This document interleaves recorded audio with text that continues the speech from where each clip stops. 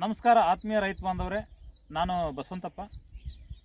ಇವತ್ತು ನಮ್ಮದೇ ಹೊಸ ತೋಟದಲ್ಲಿ, ಅಡಿಕೆ ತೋಟದಲ್ಲಿ ನಾವಿಲ್ಲಿ 1.5 ಎಕರೆದಲ್ಲಿ ಹೊಸದಾಗಿ ಅಡಿಕೆಯನ್ನು ಹಚ್ಚಿದ್ದೀವಿ. ಅಡಿಕೆ ಹಚ್ಚಬೇಕಾರೆ ಶುಂಠಿನೂ ಹಾಕಿದ್ವಿ.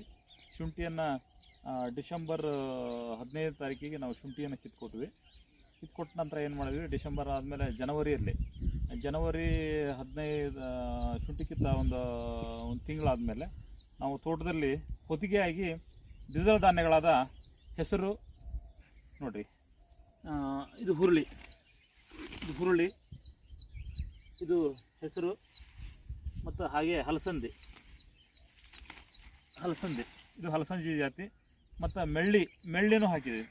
ಇಲ್ಲಿ ಕಾಣ್ತಾ ಇಲ್ಲ, ಮೆಳ್ಳಿನೂ ಹಾಕಿದ್ದೀವಿ.